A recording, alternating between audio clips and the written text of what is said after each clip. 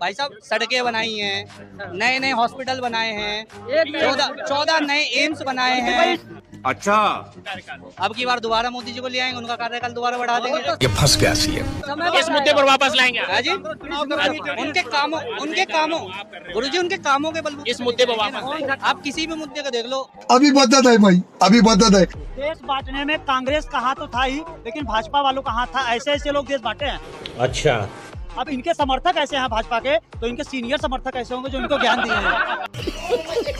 मैं कह रहा हूँ देश में इलेक्शन है, का वोट है बेहद कीमती। अपने इस वोट का सही इस्तेमाल करें।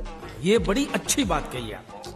उस व्यक्ति का चुनाव करें अपने क्षेत्र से जिससे तुम अपनी गाथा सुना सको, ठीक, या वो काम ना कर सके तो उसकी गिरबान पकड़ सको। यही नहीं, अभी और सुनिए। ठीक, और देश के इंटरनेशनली मुद्दों पर ठीक वो सही खरा उतरता हो। देश में महंगाई कम करे, बेरोजगारी कम करे, देश में शिक्षा की बात करे, ऐसे नेता को वोट दो। जो आप देखने जा रहे हैं ना, वो सिर्फ वीडियो नहीं बल्कि हकीकत का आईना है।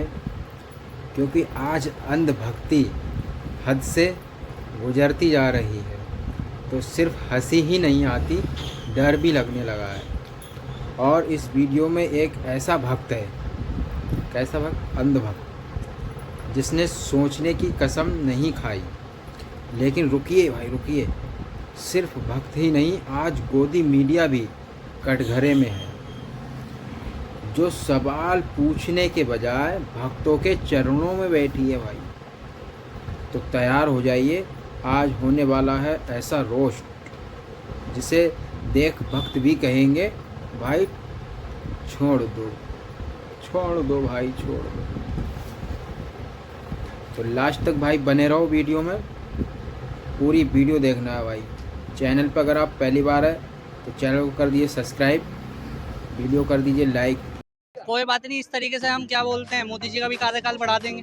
क्या हो गया, 5 की जगह 10 कर देंगे क्या मोदी जी का कार्यकाल? अब की बार दोबारा मोदी जी को ले आएंगे, उनका कार्यकाल दोबारा बढ़ा देंगे। इस मुद्दे पर वापस लाएंगे हाँ जी, उनके कामों गुरुजी उनके कामों के बलबूते इस मुद्दे पर वापस आप किसी भी मुद्दे को देख लो। भाई साहब सड़कें बनाई हैं, नए नए हॉस्पिटल बनाए हैं, 14 नए एम्स बनाए हैं। अभी बदत है भाई, अभी बदत है।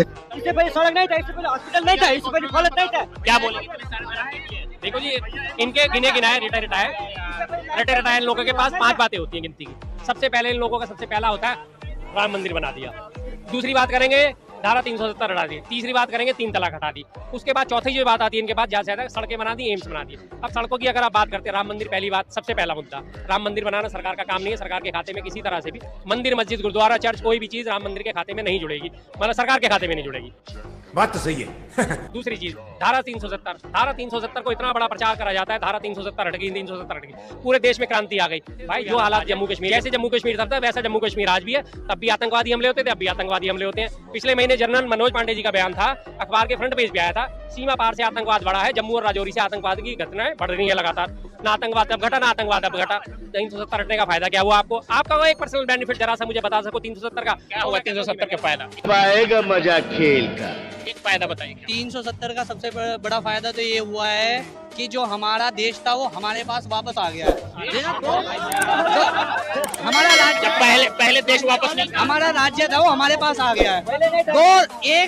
एक देश में 2 संविधान चलते थे, 2 पीएम बैठते थे, 2 राजा होते थे। जम्मू कश्मीर का अलग पीएम था सर, क्यों नहीं था? जब उसका संविधान ही अलग कर दिया तो उसका पीएम भी अलग हो गया ना। गोबर भरा है तुम्हारे भेजे में? हाँ, क्या आपको खैर इनको बहुत जानकारी की लैक ऑफ जिसे नॉलेज कहते हैं वो है। जम्मू कश्मीर को धारा 370 में लागू होने की वजह से उसे देश बांटने में कांग्रेस का हाथ तो था ही, लेकिन भाजपा वालों का हाथ था। ऐसे ऐसे लोग देश बांटे हैं। अब इनके समर्थक ऐसे हैं भाजपा के, तो इनके सीनियर समर्थक ऐसे होंगे जो इनको ज्ञान दिए हैं। उन्होंने सिर्फ इतना बोला कि अचानक से अब बढ़ने लगा है, क्योंकि चुनाव आ रहा है ना, तो भाई दूसरा देश भी तो दबाव डालने की कोशिश करेगा, मोदी को झूठा बनाने की कोशिश करेंगे। पर लेकिन चुनाव जो हमारे सेना प्रमुख है वो ये भी बोल रहे हैं कि हम इस पे काबू करेंगे, उसका पूरा बढ़ो। आपकी औकात बता रहा हूँ सर। ये रहा 1 मिनट दोबारा पढ़ लो आप इसको, कोई चिंता नहीं। क्या अचानक से बढ़ने लगा है, क्या होने लगा? हटने के बाद बढ़ गया। अरे सर जी ये देखो ना, ये देखो, आप देखना नहीं चाहते हो ना, पढ़ो। हाँ पुंछ राजौरी गार्डन, राजौरी में सीमा पार से आतंक बढ़ा, ये सेना प्रमुख की स्टेटमेंट है। कहाँ लिखा है? ये बाइट है। इसमें ये कहाँ लिखा हुआ कि 370 हटने के बाद बढ़ा है? आप ये बताओ अब बढ़ने लगा। डेट दिखा, इनको डेट दिखा दो, डेट दिखा दो। अभी मजा आएगा ना भिड़ो। ये डेट देखिए, ये 12 जनवरी का 2024 का 12 जनवरी 2024 का इंफॉर्मेशन है। ये आप न्यूज चैनल पे पढ़ सकते हैं। कौन सी तारीख का ये न्यूज़पेपर है? कौन सी तारीख का ये न्यूज़पेपर है? ये 2024 का न्यूज़पेपर है, जनवरी का। आपको पता नहीं, ये तथ्य के साथ बात करते हैं यहाँ। भारतीय जनता पार्टी यही तो चाहती है, आपके अंदर इंटेलिजेंस ही नहीं आए, आप पढ़े लिखे नहीं। नहीं क्या बोल दिया जो बोलना था, दिखा दिए सबूत। अब ये कह रहे हैं कि पहले 370 हटने के बाद का ही तो बयान है। अब ये कह रहे हैं कि इसमें ये का लिखा है कि 370 हटने के बाद बढ़ा है। भाई खुद ही इंजम कर लो कि 370 हटने के बाद एक तरफ तो तुम कह रहे हो कि आतंकवाद खत्म हो गया, और जनरल प्रमुख कह रहे हैं कि भाई आतंकवाद बढ़ा है। तो बात कौन सी सही है? तुम्हारी बात सही है, जनरल प्रमुख की बात सही है? बताओ किसकी बात सही है? ये बोला है खत्म कर देंगे, ये बोला है कि बड़ा है। वो तो कह रहे हैं कि बड़ा है, एक्सेप्ट कर रहे हैं। बोलो, बात करो, जेन्युइन करो, अच्छी बात करो, वो अच्छी लगेगी। तो दोस्तों आपने अभी तक जितना कुछ भी देखा है ये बस अभी एक ट्रेलर है और पिक्चर अभी बाकी है, क्योंकि इन भक्तों की अभी जितनी भी बैंड बजी है इससे और भी ज्यादा वीडियो में आगे बजने वाली है। वीडियो में शुरू से लेकर एंड तक बने रहें। तो चलिए आगे का वीडियो भी देख लेते हैं। 2014 से लेके 2024 तक, ठीक है, ज्यादा सैनिक मरे हैं 2014 से पहले के मुकाबले। गूगल कर लेना, ठीक है। और आतंकी घटना औसतन एक हुई है, ठीक है। पहले जवाबी कार्रवाई उतनी नहीं होती थी तो उतने सैनिक भी नहीं मरते थे भारत की, ये भी सच है, ठीक है। और अभी क्या है, जवाबी कार्रवाई भी होती है और भारत के सैनिक भी शहीद हो रहे हैं। पुलवामा जैसी घटना घटी, नहीं एक मिनट, ये पुलवामा जैसी घटना घटी, ठीक है। देश के 44 जवान शहीद हुए, ठीक है। मोदी सरकार ने एयर स्ट्राइक कर दी, सर्जिकल स्ट्राइक कर दी, बदला ले लिया। लेकिन वो 44 जवान जो शहीद हुए, RDX आया कहाँ से? इसकी जांच आज तक हुई क्यों नहीं हुई? सेना से प्यार करते हैं आप? CRPF के जवानों की इन्वेस्टिगेशन होनी चाहिए या नहीं होनी चाहिए? भारतीय जनता पार्टी को करनी चाहिए या नहीं करनी चाहिए? आप क्या कहना चाहते हैं? तो अगर इन्वेस्टिगेशन नहीं हुई तो भारतीय जनता पार्टी ने ये अपराध किया है ना, घोर अपराध किया है ना। भारत के सैनिक जो देश के अंदर, देश की सीमा पर हमारे भारत की रक्षा करते हैं, और उनकी सेफ्टी के रेफरेंस से आज हम यहाँ सेफली स्पीकिंग कर रहे हैं ऑन कैमरा, ठीक है, चैनल पर बोल रहे हैं। ये क्या, ये दर्दनाक बात नहीं है देश के लिए? सेना के शहीदों को शहीद कराने वाली भारतीय जनता पार्टी राजनीति की खातिर शहीद कराती है। उनके राज्यपाल सत्यपाल मलिक जी अपनी स्टेटमेंट में जाहिर करते हैं कि सेना की लाशों पर भारतीय जनता पार्टी ने चुनाव लड़ा। अरे बाप रे, ये तो धोती खोल रहा है। मैं कह रहा हूँ देश में इलेक्शन है, का वोट है बेहद कीमती।